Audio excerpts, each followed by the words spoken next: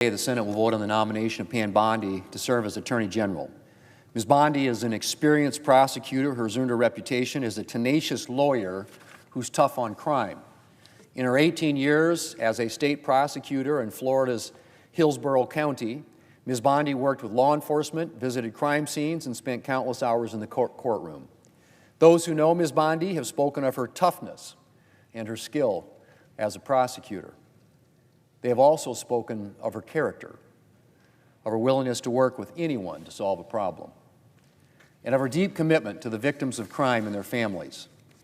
Mr. President, in 2011, Pam Bondi became Florida's first female Attorney General. At that time, so-called pill mills were a major problem in the state and a major contributor to the opioid crisis.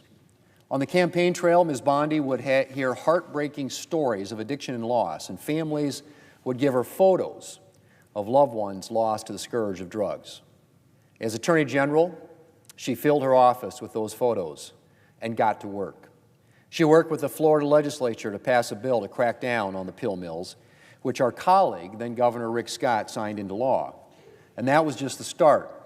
She tracked issues like human trafficking, and she worked with her counterparts in other states, regardless of party and politics.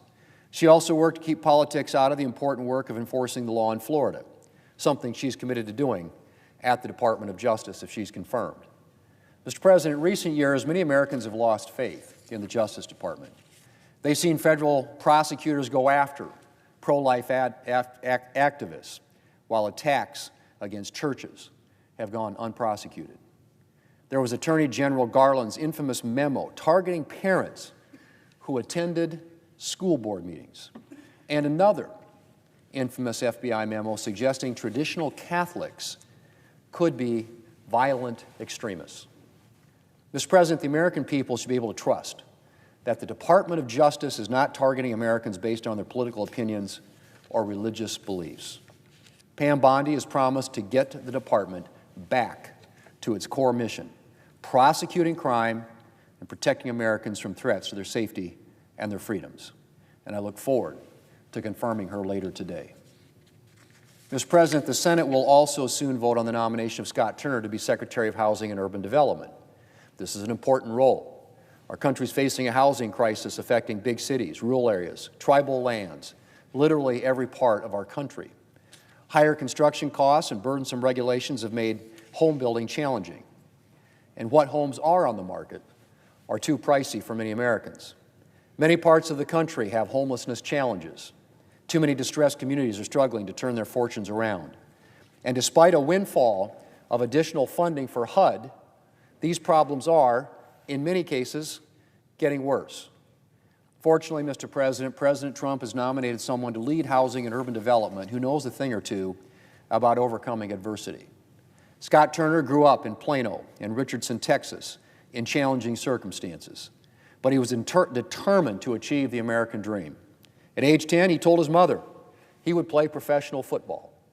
With a lot of determination and hard work, he graduated from the University of Illinois and was drafted to play in the NFL. In the 2003 offseason, a time he could have used to take a break, this NFL athlete was interning in a congressional office. And since he hung up his cleats, Scott Turner has spent his time working to make a difference. That's included founding an organization to help children in poverty, serving as a Texas state legislator, and helping to lead the White House Opportunity and Revitalization Council during the first Trump administration. Mr. President, the 2017 Republican tax relief legislation did a lot to help revitalize the economy.